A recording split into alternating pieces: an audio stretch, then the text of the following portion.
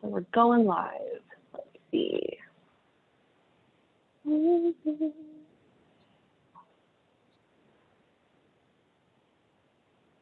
Oh, it told me. Oh, cool. Okay, so we're live.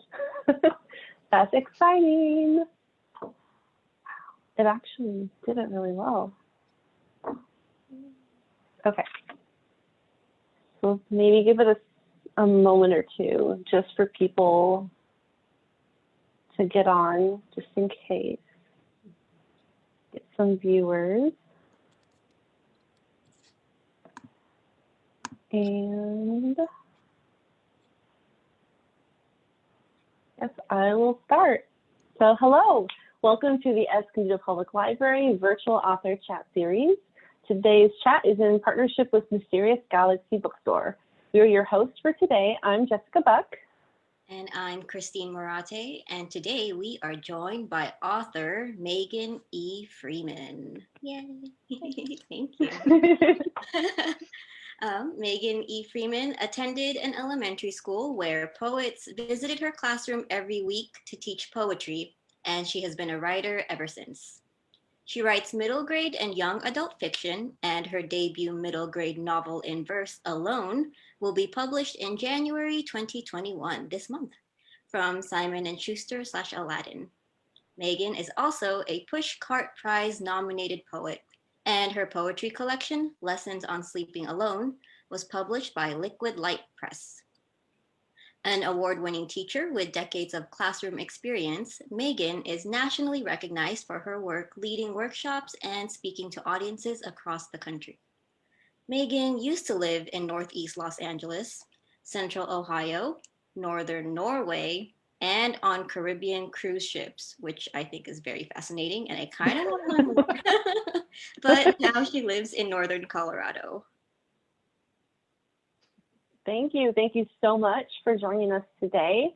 And for those that are watching, we will be monitoring the comments. If you have any questions for Megan, please feel free to add those in and we will try to get those answered. Thanks. I'm so happy to be with you both. Thank you for inviting me. Thank you for saying yes. Yeah, absolutely. And you know, I have family in San Diego County, and when I was a kid, we grew up going to the dinner theater in Escondido at Lawrence Welk Village, and so I was delighted when I saw that you were located in Escondido. Oh, yay. Yeah. We're a little library in Escondido. Okay, so before we get to the questions, Megan will be reading a short excerpt from her book, Alone. Sure. So, Alone just released on Tuesday, the 12th. So it's now out in the world. It's been a really fun week. Alone is a middle grade novel in verse, and it's being marketed right now by Simon & Schuster as appropriate for ages 10 and up. But I've had a really good time this week doing some school visits with 3rd, 4th, and 5th graders and having fun. So the premise, yeah, and these are all virtual, of course. So it's you know, it's all on computers, but it's still really great to be in touch with them. Yeah. The premise of Alone is that Maddie, who the main character, she decides with her 2 best friends, Emma and Ashanti, that they want to have a secret sleepover all by themselves without any adults around. And so they arrange, Maddie lies to her mom and tells her mom that she's going to spend the night at her dad's house. And she lies to her dad and says she's going to spend the night at her mom's house. And in fact, the plan is that the girls are going to all meet up together at Maddie's grandparents' apartment, which is empty because her grandparents travel part of the year. And they're going to have this secret sleepover together. And then, of course, at the last minute, Maddie's friends, Emma and Ashanti, can't come and they cancel. And Maddie ends up having to have the sleepover by herself because she's already trapped in this lie that she's told both her parents. So she decides she's going to go ahead and do it alone. And then when she wakes up the next morning, the entire town has been evacuated and she's been left behind. So when she first wakes up, she discovers all these texts and messages from her parents and her friends trying to reach her. And this is what happens at that point in the story. Panic. Speed dial. Mom, now. Voicemail. Damn. Mom, where are you? What's happened? I wasn't at Dad's last night. I stayed alone at Grandma's. Call me back, please, Mom. I'm really worried. Speed dial Dad, now. Voicemail. Daddy, it's Maddie. Please call me right away. I don't know what's going on and I'm scared. Please call me, Dad. Emma, voicemail. Ashanti, voicemail. I text everyone. Nothing. Television. Reach for remote. Grave-faced news anchor talks to camera. Imminent threat resulting in emergency evacuations. State of emergency. Top priority to secure the homeland. Infrastructure protection. Western United States. Information security. Crisis and emergency planning. TV shows farmland. Soldiers erecting rows and rows of tents. Highways and traffic jams for miles. Picture changes. Hundreds of sleepy-looking people standing in lines, waiting, climbing into military buses, vans, trains, trucks. I scan the crowds for family or friends, but don't recognize anyone. Don't even know if I'm looking at images from Colorado. Gray-faced news anchor continues. National threat advisory, others on pre-evacuation alert. Temporary shelters in multiple jurisdictions. Reduce vulnerability, the safety of American citizens. Stay tuned for more up-to-the-minute coverage of Operation Relocate Freedom. Grave-faced news anchor disappears and a cartoon dog barks at a whale on the screen. I drop to my knees, crawl to the window, peer over the sill. No one is in the parking lot below. No one is swimming in the pool. No cars or traffic pass by on the street. I don't see a single person. Imminent threat? What kind of threat? Are we under attack? Am I in danger? Everything looks normal outside except for the absence of human beings. What sort of threat are they talking about? Why can't they be specific? I've got to get out of here. I've got to find my family. Is it safe? I've got to find out either way. I turn away from the window and reach for my shoes. At the last minute, I think about air. What if the imminent threat is in the air? Some kind of poison. Should I be breathing? How can I not breathe? I grab Grandpa's red bandana off the brim of his gardening hat, unroll it, tie it around my face so I look like a surgeon from a Wild West sci-fi movie. I make my way out into the hallway and sniff. I don't smell anything except for Grandpa's aftershave. Downstairs, outside, I cling to the sides of the building, peek around the corner. Nothing. The sun is warm. A breeze blows a piece of junk mail across the parking lot. Birds are singing. Singing birds need to breathe. Maybe no poison? I take a shallow breath and run for my bike. Evidence. I pedal down the street toward the center of town. I ride around clothing, photo albums, potted plants, alarm clocks, baby toys, framed pictures, laptop cases, cell phone chargers, sleeping bags. I come to the parking lot for the park and ride on the corner by the megachurch. Half-packed suitcases lie open on the sidewalks. This must be where they loaded everyone onto the transports. What did Mom call it? The embarkation point? If the streets and sidewalks are any indication, it looks like people had to leave a lot of belongings behind. I coast around the street searching for signs of anyone. Hello? Anyone here? Hello? Hello, can anyone hear me? I get off my bike and turn in circles. I scan every direction for movement of any kind. Sounds come from the bus shelter. I run, hoping someone is still there. Place compromised devices here. At the shelter, labeled cardboard barrels overflow with cell phones. I hear a ringtone, run from one barrel to the next, dig inside to find the ringing phone. It stops. All I can hear is my own desperate panting. I sit down on the hard pavement surrounded by cell phones and abandoned luggage. I cry. A thought so terrible. I dig my own phone out of my pocket, speed dial Mom. It rings in my ear. A few seconds later, Scott Joplin's The Entertainer, Mom's special ringtone for me, comes from one of the barrels. I cry out.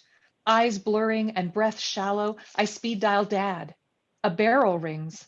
I dial Paul and Jennifer and Emma and Ashanti. The barrels keep ringing.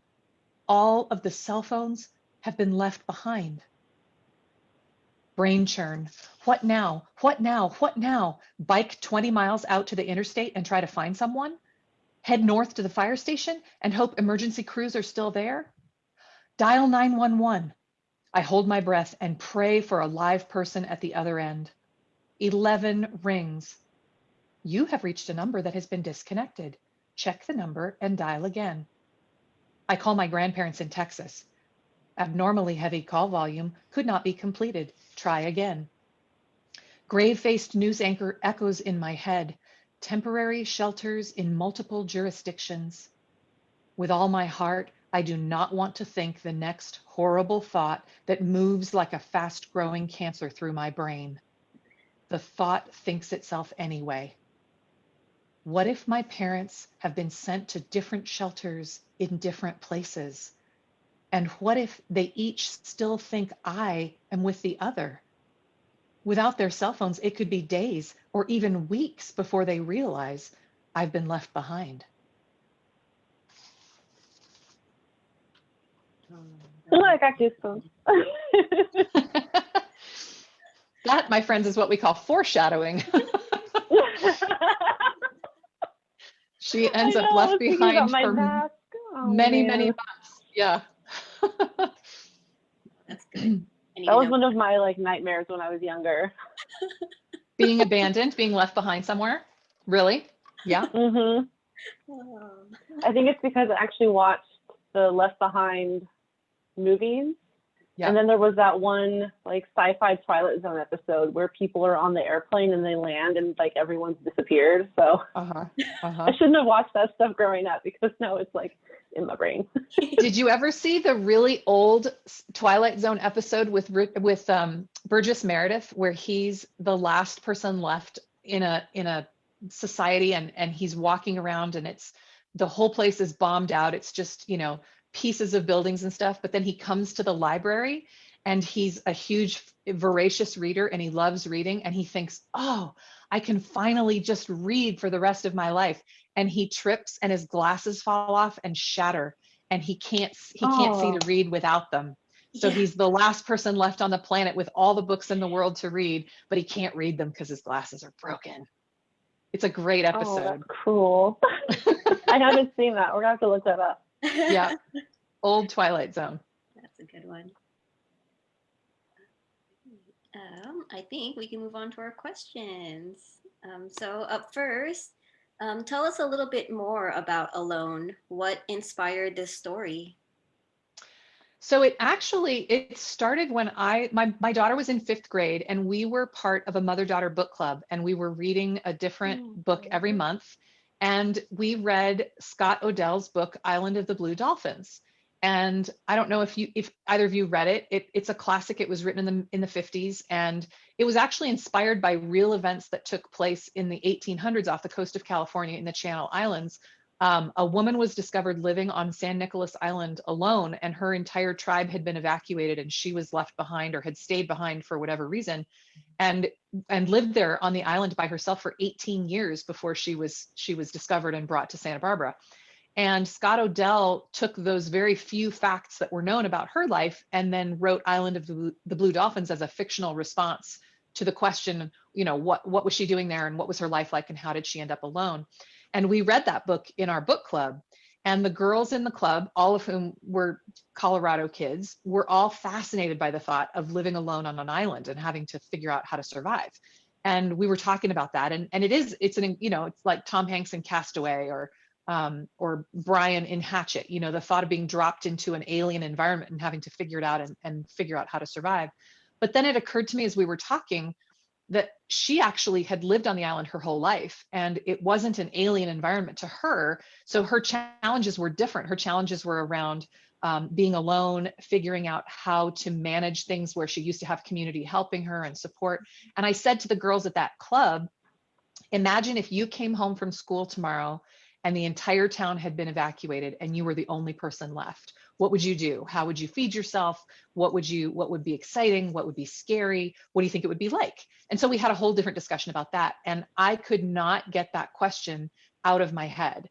The thought of a middle school kid being left behind in a little suburban Colorado town was just, it fascinated me. And I'd be driving through town or walking around town and I'd see places and think, well, what would it be like if I was that kid and there was nobody else here? So I finally just started writing, and that's what ultimately became became alone. In a sense, it's a contemporary retelling of Island of the Blue Dolphins, but set in suburban Colorado. Wow. Oh, I like that. I love that. Yeah, that's really good. I'm gonna have to imagine reread myself. On the Blue Dolphins. It's been a while.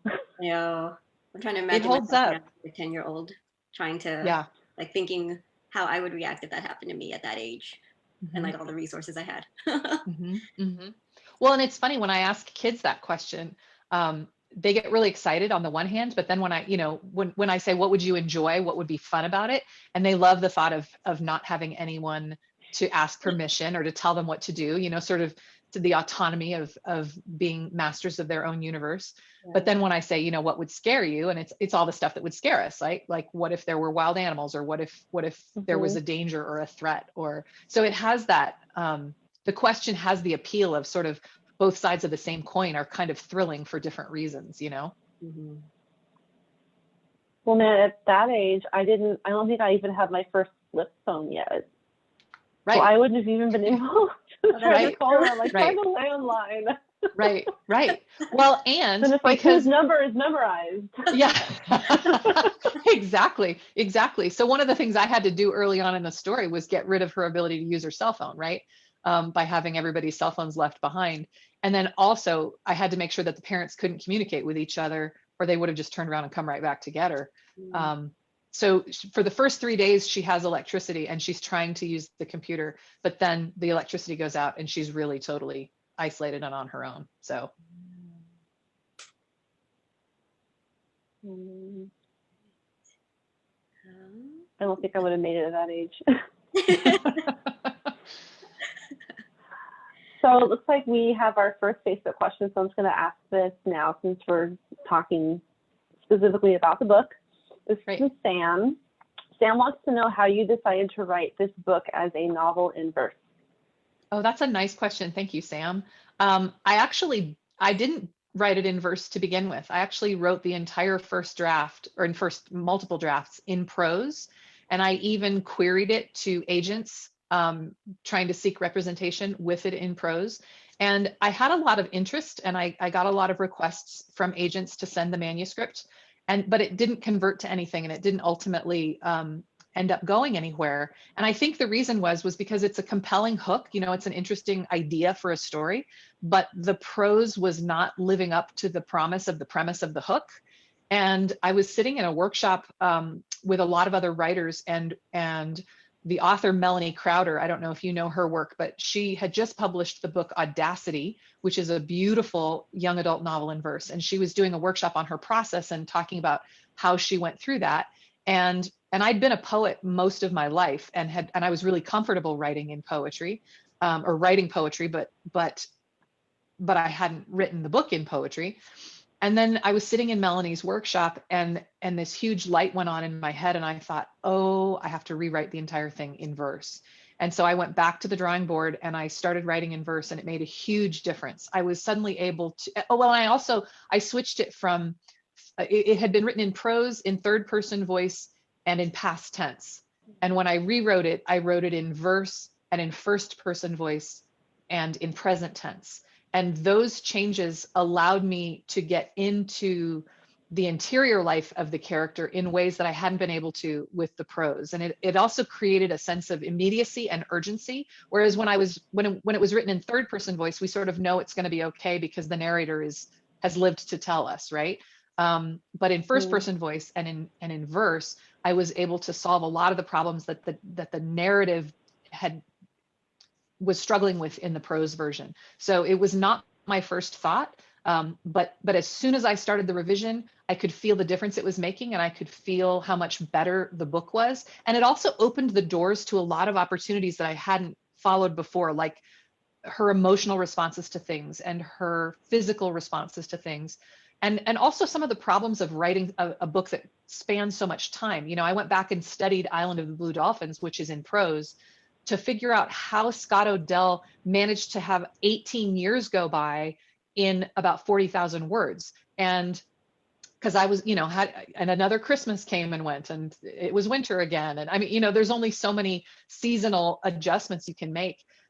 But with the poetry, I found it was much, much more elegant. I could just slide a poem in that talked about the changing season, or talked about her experience in the weather, or talked about a holiday or something like that, as opposed to just telling the reader again, and more time passed. So it made up for my lack of skill with writing prose. And because poetry was sort of my first language and I was much more fluent in that, I think the quality of the writing went up a lot, and the three-dimensionality of the world and of her experience really was able to come through more. Thank you. Thank you for Sam for that question. Thank you for answering that, Megan. I love poetry, so I'm always intrigued when people are able to turn poetry and make an entire story out of it, because I'm used to like the very short poems, so it's really enjoyable. And speaking of poetry, Kristen has the next question. It is. What books or poetry did you grow up reading? Oh, well, I'm a lot older than you guys. And I read a lot of the books I read were series.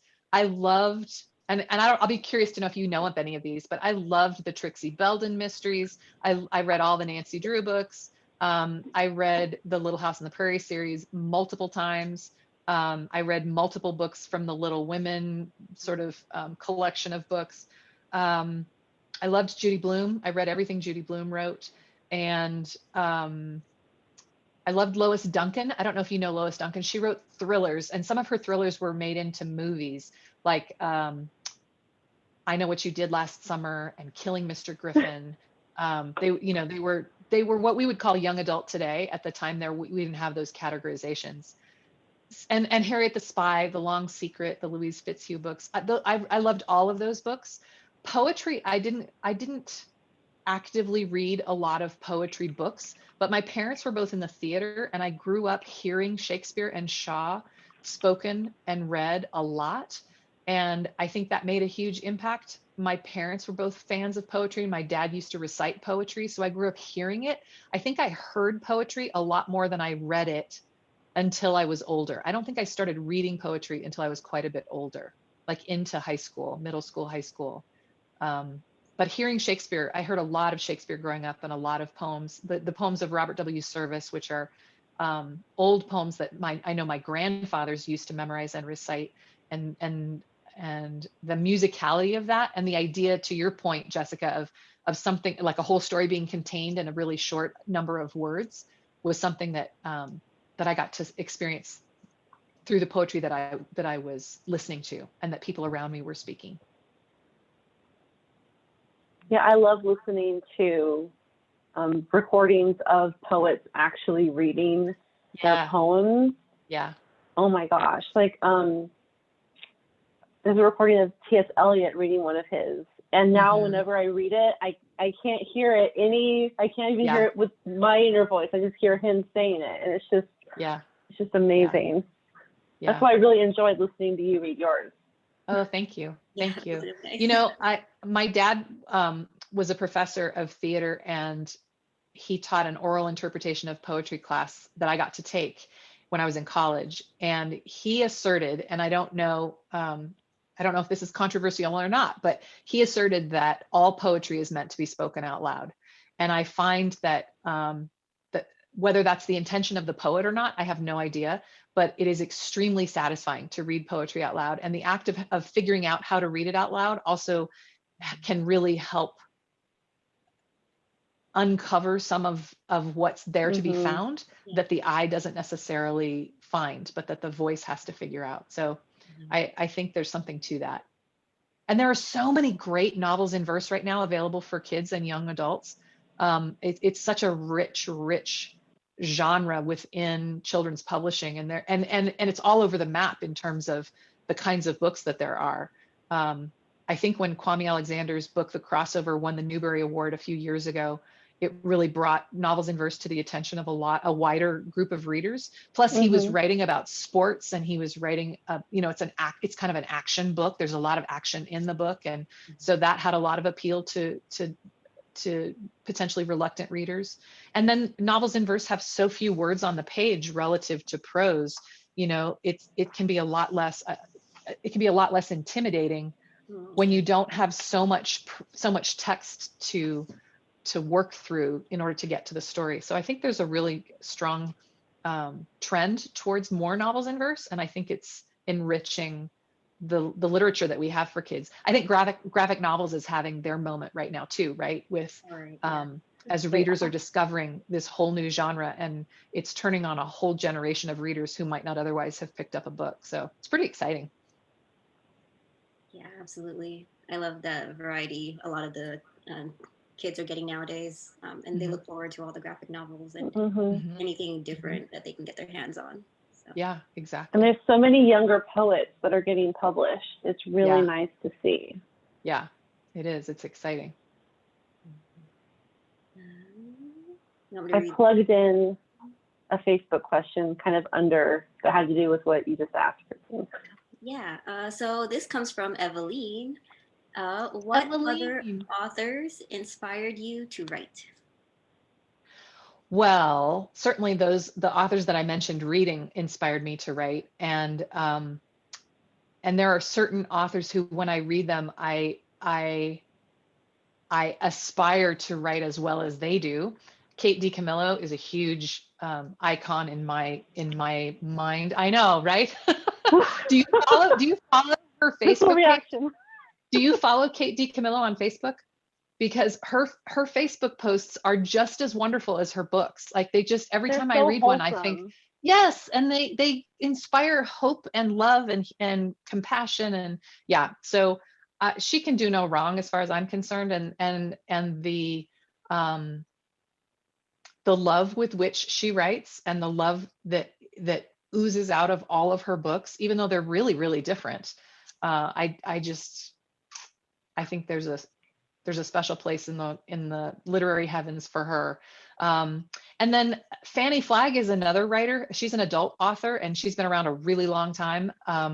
She had a whole career in television and before she launched into writing novels, but she's similar in that every character she writes, even the ones that are really despicable, she still loves them and she writes about them with compassion. And I actually went back and reread one of her books in the middle of the pandemic because things were so bleak and it was such a hard time to get out of bed every day, and the news was so awful. And I thought, I want to live in Fanny Flagg's world for a little while. And I went back and reread her book, Can't Wait to Get to Heaven. And because I just needed to be in a world where people were safe and healthy and kind to each other. So she's another one that when I think about people's cadres of work, those are both writers who I am really, really impressed by. And then I'm a sucker for any beautiful language. I just read Maggie O'Farrell's new book, Hamnet. I don't know if you've read it. It just came out in 2020. And she takes the facts that Shakespeare wrote Hamlet, the play Hamlet, just a few years after his 11-year-old son, Hamnet, died of the plague. And that's actually what happened. But she looks at the time frame there and imagines whether or not the death of his son might have inspired Shakespeare to write the play Hamlet. And then she imagines an entire world through the point of view of his wife. And the whole novel is told, it's her story through that experience. And it is the most gorgeous prose. I mean, it's like dessert. It's just incredible. So I'm a sucker for that kind of language too. I love a good story, but when it's beautifully told, it really hooks me. And I definitely aspire to creating that kind of experience for readers such as it is. Well, that's beautiful. Thank you. So the next question, you went over kind of the different drafts and the different ways that you wrote alone, but what is your writing process? Like, do you have to be in a specific environment? Can there be noise? Does it have to be quiet? Do you listen to music? Do you snack? Like, what do you need to create? Always snacking, yes. I cannot write very well if there's music playing. The exception to that would be if it's instrumental music, then sometimes that's helpful. But if there's any lyrics or singing at all, I can't do it. Something about hearing those voices and hearing those words interrupts the voices or the words that I'm trying to work with myself. Now, having said that, I can work in a noisy coffee shop. So I don't know why that would be different, but it is somehow, even though, you know, that's a thing of, that's so 2019. um, I have a really beautiful office space that I really enjoy coming to, and I work productively there. It sometimes depends on what I'm working on. If I'm drafting and generating brand new work for the first time, I like to be in a quiet, focused place by myself. And I have one of those desks that you can raise it up or sit down. So I try to set a timer, because otherwise I'll sit for way too long. And I know that's not good for me. So I try to alternate standing and sitting. But when I'm generating new work like that, I usually set a goal, and I try to get to a certain word count every day, at least 5 days a week. I try to give myself the weekends off when I can. So I might try to write 2,000 words, maybe 2,500 words a day, 10,000 words a week, something like that, when I'm generating. But when I'm revising, it's different. Then I might be going for, like, I want to try to revise this chapter, or I want to try to revise this many pages, or I'm going to work on this for 2 hours. But giving myself some sort of measurable, specific goal is helpful, because there are so many things that can be distracting. And like right now, Alone just released on Tuesday, I've got a lot of different events like this one. It's really easy to spend all your time doing that and not spend any time on the other things. So it helps me to set specific goals. And I have a writing partner who we email every morning and set specific goals. She's in Chicago, I'm in Colorado, but God bless the internet, you know? So it helps to have accountability too, and to say, today I want to get this many pages written, or I'm going to write for 45 minutes or whatever it is, and then hold each other accountable again at the end of the day or the next morning when we email again. So that's been really, really helpful. Yeah, that's great. I've spoken to a lot of authors, and almost all of them have either a group or a person that helps them stay on track. Yep. It's really helpful. We have another Facebook question, but before, I just kind of want to go over and thank the people that are here: Sam, Sonia, Steve, Carolyn, Evelyn. Thank you so much for putting comments in. And I just want to read what Sonia wrote really quick. She said, I loved reading this book. My 12-year-old loved it, and my 22-year-old loved it too. It is so compelling. Such a great read across ages. So that's a nice little, comment.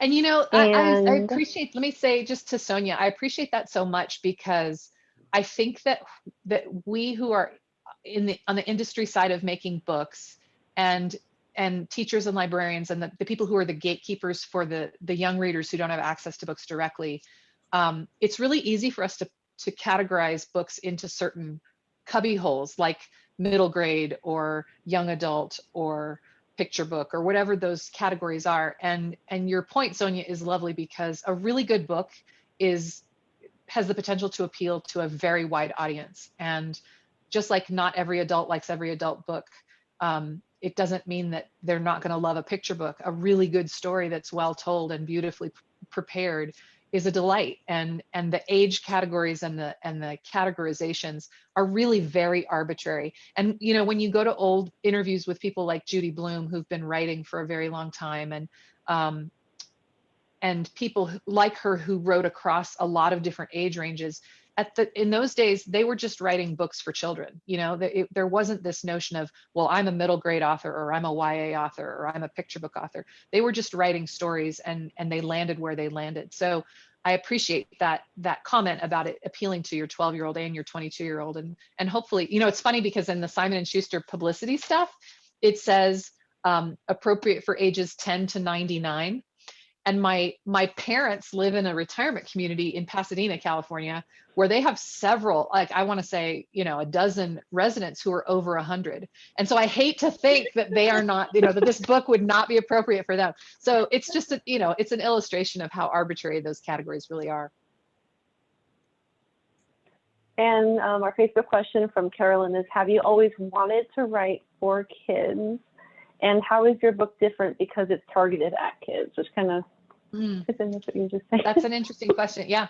I have always wanted to write. I haven't necessarily known who the audience was going to be for. Most of the poetry that I write is not intended for kids at all. It's poetry that I'm writing about my own experience, and if it's intended for anyone, it's intended for other adults. And the first book I published was a collection of poetry for adults. I didn't think of it in those terms as for adults, but if a kid said, would I like this? I'd say, I'm not sure, you're welcome to try it, but I don't know that it'll mean much to you. I have been a teacher. I was a teacher for a very long time, and I've taught K-16 really, but my sweet spot was middle school and into ninth grade, like fourth, fifth, sixth, seventh, eighth, ninth. And I just love that group of readers. And I loved it when I was their teacher. And so I feel a strong heart connection to that age of kids. And so thinking about giving them stories is really appealing to me. Now, having said that, I have a YA novel that my agent's working with right now. So sometimes the stories just come, they just are what they are, and we'll see what happens with it. But I do really, really love children, and I love hanging out with children. I love talking to them, and I love hearing what they think about things. And so that's I think part of that pull. I want to be in conversation with them, and this is a way to do that. And then I forgot the second half of the question. Did I answer the other half of the question? Let me see. How is your book different because it's targeted at kids? When I first queried my agent with this book, I was thinking of it as young adult, and she read it and said, I really think this is upper middle grade. And in terms of, because you have to figure out how you're going to present it to publishing houses, you have to choose a category in your conversation. And upper middle grade is a nice sort of bridge potentially between the two. But I think she was right. I had originally written it thinking it was for a middle grade audience, and I liked the idea of it sort of being a companion to Island of the Blue Dolphins or Hatchet or some of those other middle grade survival stories. So I rewrote it and took out, there was a little bit of mature content that I took out that wasn't really necessary and probably not appropriate to a middle grade market. But I didn't change much other than that. And the thing that writing it for YA did for me when I revised it was I stopped worrying about my reader, and I stopped censoring myself. And I just let the story be what it was, not worrying about a particular age. And then when I went back and we sort of polished it for that middle grade targeted audience, there wasn't a whole lot we had to do. There were just a couple of things that would have been more high school appropriate than middle school appropriate. Yeah. Thank you, and thank you to sorry, I lost who asked the question. Carolyn.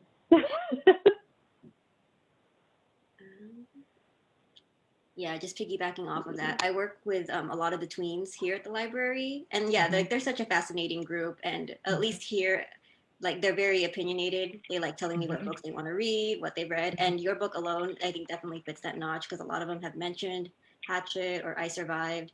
And so, yeah, I'm excited to promote this book to the kids and to the tweens. Thank you. I hope they love it. Yeah, thank you. And on to our next question. What did you enjoy the most about writing alone? I really loved all the different opportunities I had to collaborate with people. My inclination and my work has always been with other people, being a teacher or being a school administrator. Years and years ago, I was a performer. All of those are very collaborative, interactive, sort of extroverted jobs. And writing is none of those things, right? It's very solitary by necessity. And I love that too. And I love being alone in a creative flow. But when I've had the chance to swap the manuscript with one of my writer friends and get feedback and have conversations about problems in the story or opportunities, or once it was acquired by Aladdin at Simon & Schuster and I was working directly with my editor, I loved those conversations and the interactivity of the collaborative process of making the book separate from the individual process of writing the book. I love all that collaboration. So while I really do love being alone and in the flow and writing, I also really love that interaction, and the book is so much better for the insights and the input of all the different people who collaborated with me at different times, whether it was beta readers and critique partners giving me feedback, or whether it was my editors at Simon & Schuster offering suggestions. You know, there are several scenes in this final version of the book that were not there when Aladdin acquired it, because my editor had some great ideas and great suggestions. And so I love that. I love that coming together to make something that wouldn't have existed without everybody's input.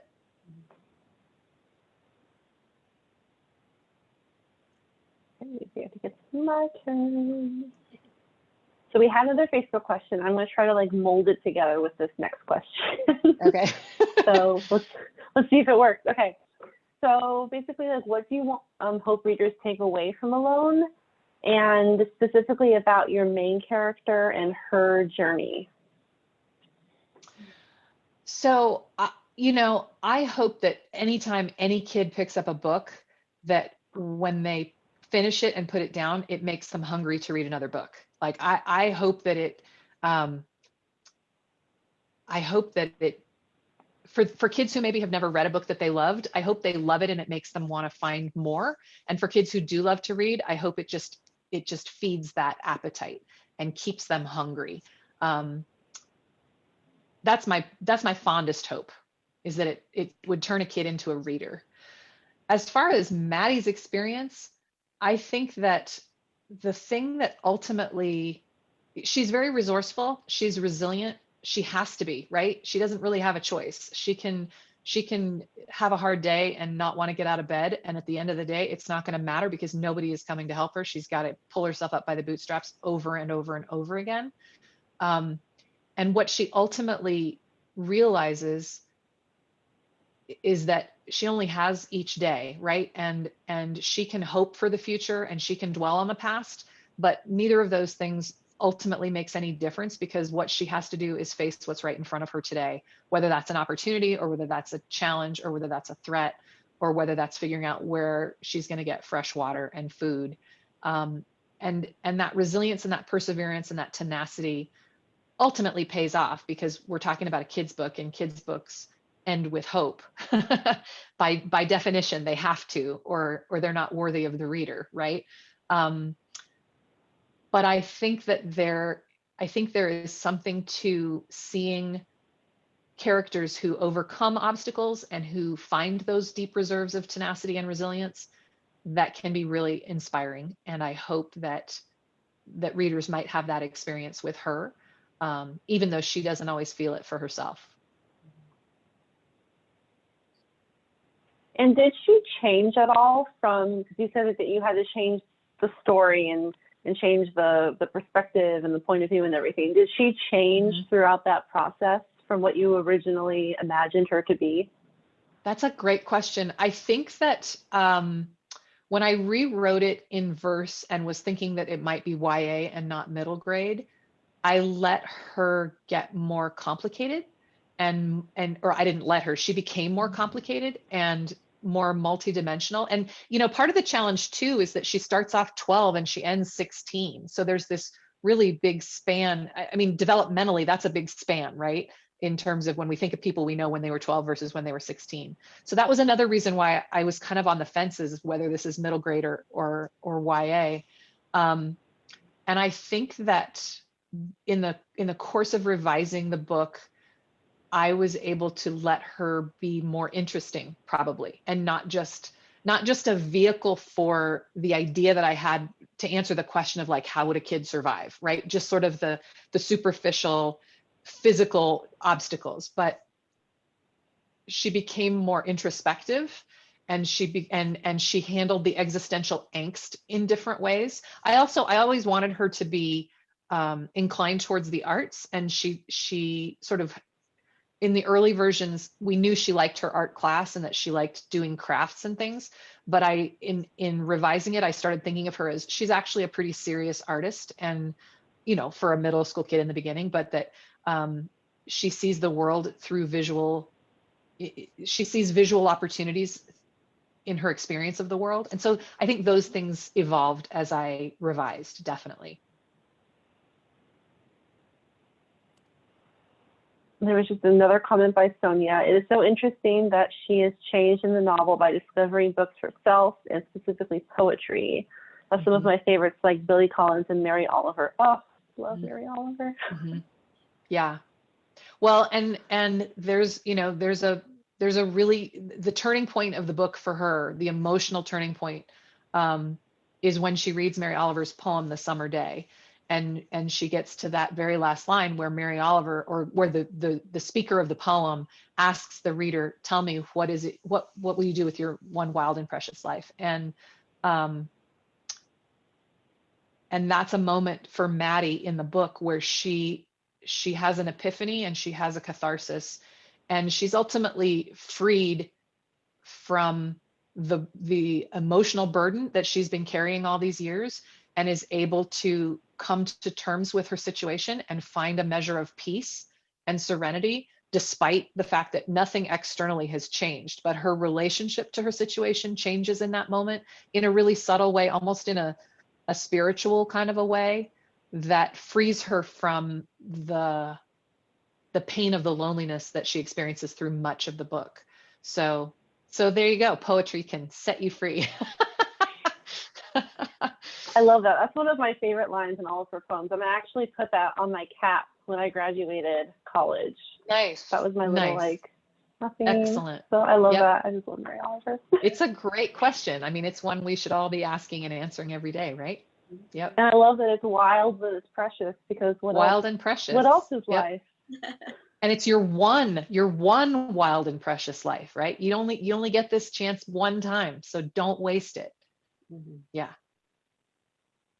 Love it. Okay, it looks like we are towards the end. We're a little bit over the end, but so I'm going to ask one of our last questions, and then Christine can do our closing. So this is the question that I always ask at the end, and it's my favorite question to ask. Okay. What is your favorite library memory? Favorite library memory. I grew up in Eagle Rock, which is in the northeast corner of the city of Los Angeles. And the Eagle Rock Library, when I was a kid, was this absolutely beautiful building. It's still there. It's a historic building. It was built in the 1920s. It was a Carnegie library, and it was walking distance from our school.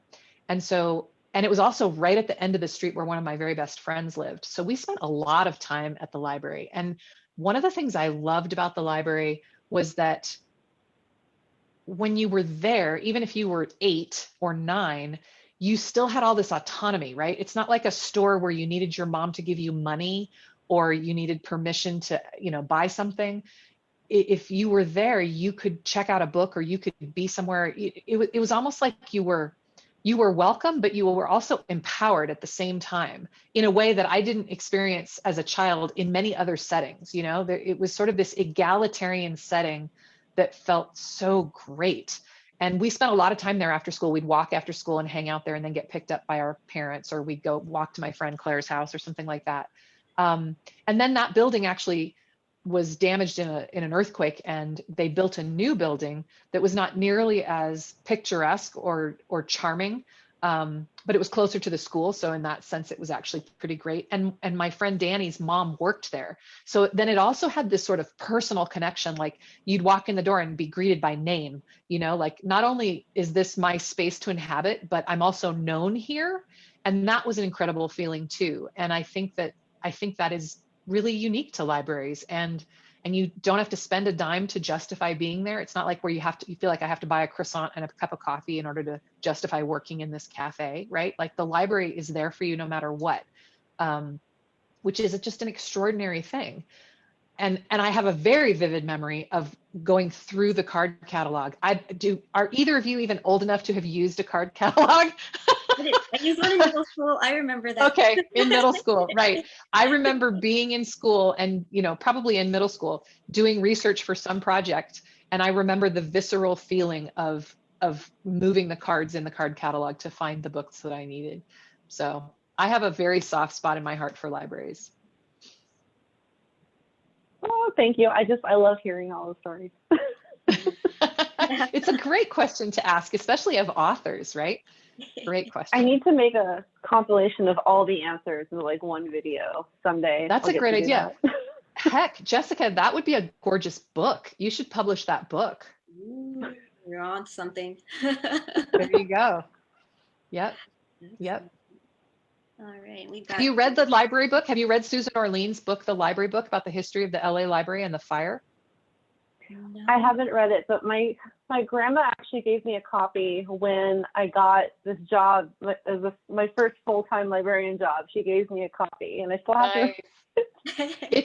It was the first book I read in 2019. I was given it for Christmas in 2018 by my dad, and I could not put it down. It is so compelling. It's a fascinating history of libraries in general, but and the LA library specifically, but also it's sort of this weird unsolved crime mystery story at the same time. It's a really good book. I recommend it. Oh man, there's pressure now. I'm gonna have to read it. I know. I'm gonna have to buy it and read it too. Megan will know if I don't. Okay. Final questions. You briefly touched on this, but what's next for you? What do you have going on next? I have a couple of things in the pipeline that I'm hoping that I'll have some good news on soon. And I'm also working, I have another middle grade work in progress that I am in the final revision stages of, and I'm getting ready to send that to a couple of my critique partners for some feedback before I send it off to my agent. So hopefully I'll have more good news soon. Both of those projects are novels in prose, though, interestingly. So we'll see how that works out, and yeah, hopefully many more to come. All right. And where can readers find you, and where can they get your books? Yep. Hopefully my books are in lots of bookstores now around the country, but also available in all the online shopping. Bookshop.org is one, or maybe bookshop.com. I'm not sure about the end of that URL. And my website is meganefreeman.com. And I'm also on Twitter and Instagram and Facebook. And I think I'm fairly easy to find there. You can just look for my name, and the E makes a difference, Megan E. Freeman. And I put the links into the description of the video, and I pasted in the links in Mysterious Galaxy. Great, thank you. Yes, big thanks to Mysterious Galaxy. That's where you should get the book, is from them. Because right? Because they're giving away cool stuff. You get a sticker, and you get a bookmark, and I sent them some signed book plates so you can get an autographed copy if you want. So thank you to them for hosting today. Yeah, they are one of our local bookstores, and we really like working with them. They're pretty cool. They are pretty cool. Okay, so thank you everyone for joining us. I'm going to read off the names again just because so many people commented and asked great questions. So thank you, Sam. Thank you, Sonia. Thank you, Steve. Thank you, Carolyn. Thank you, Eveline. Is that all? I think that's all, because a lot of people said things multiple times. Yes, I didn't want to miss anyone because I would feel bad. Thank you, everyone, for watching. Thank you for your great questions. Thank you for sharing your love of Alone with everyone who was watching and reading. And like we said, you can order Alone from Mysterious Galaxy with book plates, bookmarks, and stickers. Just follow the link, and it'll give you information on how to do that. And yeah, good. If you are interested in more free online programming like this, don't forget to check out our Facebook events to see all the fun and free digital events we have planned here at the library. Yes, and we hope to see you here again. Oh, thank you. We're going to have another live virtual author chat February 10th. It's going to be Beverly Jenkins on her Wild Rain book tour. So it's really exciting.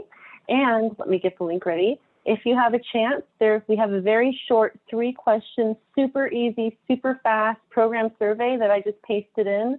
Please let us know about your experience watching this, and if we can improve on anything, or if you just loved it and you just want to tell us how much you loved it so we can read that and feel happy. So thank you so much for joining us, and we hope to see you again soon. Have a great night. Thank you.